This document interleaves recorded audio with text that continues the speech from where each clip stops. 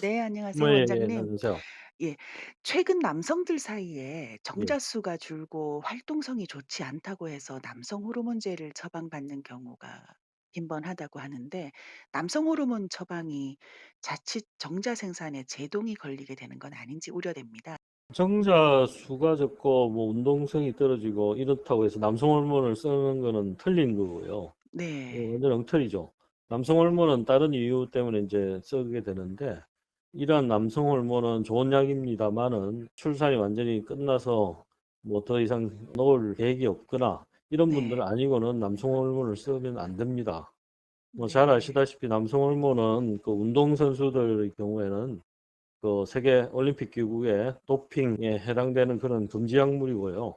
다른 네네. 목적으로 쓰지만 이런 남성 호르몬을 그냥 무분별하게 썼을 때는 영원히 무정자가 될 수도 있습니다. 그래서 호르몬을 쓰고 끊어도 한 40%는 영원한 무정자로 남아 있을 가능성이 많습니다.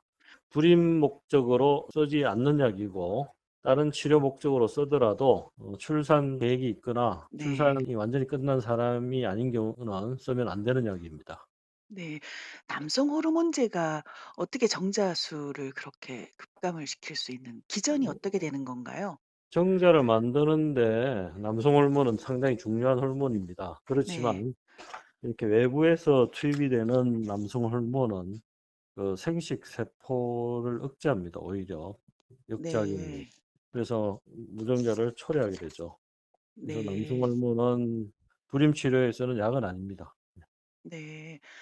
또 최근에 성선 기능 저하증으로 인해서 정자 예. 상태에 문제가 생겼을 때 예. HCG 호르몬제 처방이 되기도 하던데, 이 예예. 경우는 맞는 건가요? 예, 맞습니다. 성선 기능 저하증은 네. 사실은 남성 무정자증 원인 중에 아주 적습니다. 그렇지만 네. 승선이라는 게 뭐 어디 있냐면 내하 수체에서 분비되는 호르몬이거든요. 뇌 네네. 밑에 이렇게 네. 내하 수체라는 게 있는데, 거기서 두 가지 호르몬이 나옵니다. 하나는 네. FSH, 하나는 LH인데, 네. 이런 FSH는 생식 세포를 자극해서 정자를 만들게 하고, 네. LH는 남성 호르몬을 분비하게 자극하는 호르몬입니다. 그래서 예예. 성선 기능 저하증이란 이러한 호르몬이 다 떨어져 있는 경우입니다. 네. 그러니까 정자 생성이 아예 시작이 안 되죠. 그래서 네. LH 제제를 투입을 해서 남성 네. 호르몬 분비를 자극하는 호르몬입니다. 이런 성선 기능 저하증이 아닌 경우, 비폐쇄성 무정자증인 경우에 예. 일부 쓰고 있는데 과학적인 근거가 없죠. 왜냐하면 예. 보통 비폐쇄성 무정자증은 성선 기능 저하증과 달리 FSH, LH 호르몬이 다 상승되어 있거나 네. 거의 그냥 정상 수치인 경우가 많습니다. 그래서 네. 이런 약을 투입을 해서 도움이 되지 않습니다. 그리고 네. 일본 그룹에서 예. 미세 다중 수술을 한 번 실패한 사람을 일부 약을 써보 논문이 한 편 나오긴 했는데 크게 네. 의미가 없다는 그런 결론을 도출했습니다. 그래서 과학적으로 이렇게 근거 있게 쓰는 약은 아닙니다. 네.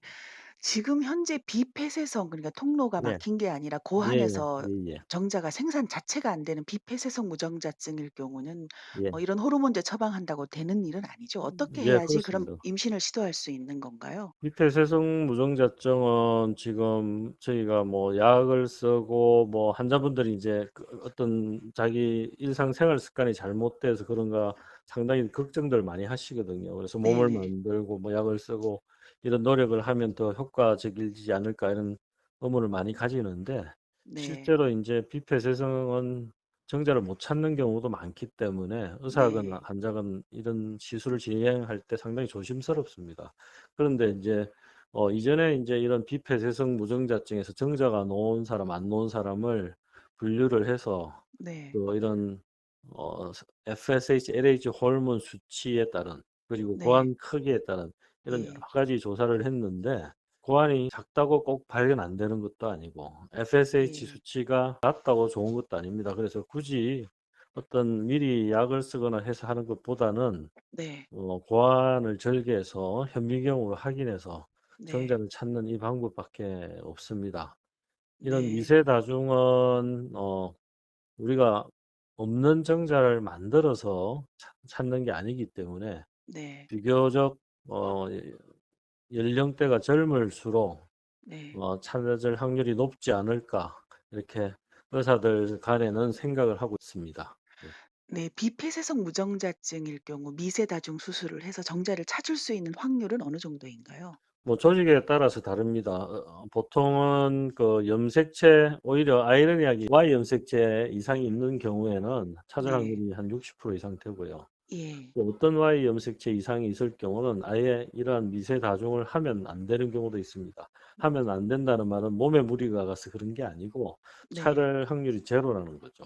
밝혀진 염색체 이상이 특별히 없고 일반적인 비폐쇄성 무정자증의 경우는 뭐 한 네. 15에서 한 25% 사이를 에서 찾는다고 보시면 됩니다. 네. 그런데 인제 미국 같은 경우는 뭐 한 50%뭐 발표하는 그룹이 있는데 논문을 보면 사실은 이게 좋은 쪽 환자가 많이 포함이 되면 성공률이 올라갈 것이고 네. 무작위로 경우는 많이 떨어집니다 사실은. 예. 네. 비폐쇄성 무정자증일 경우 미세다중 수술로 정자를 끝내 못 찾았을 음. 경우 재다중 수술을 또 해서 찾을 수도 있나요? 첫 번째 미세 수술을 원칙에 맞게 네. 제대로 했다면 네. 두 번 한 이유는 없습니다. 첫 번 할 때 잘 봐서 하는 것이 좋고 환자를 두 번째 한다고 해서 찾을 확률은 더 떨어지기 때문에 굳이 두 번 할 수술은 아닙니다. 네. 원장님 감사합니다. 예 감사합니다. 네. 예.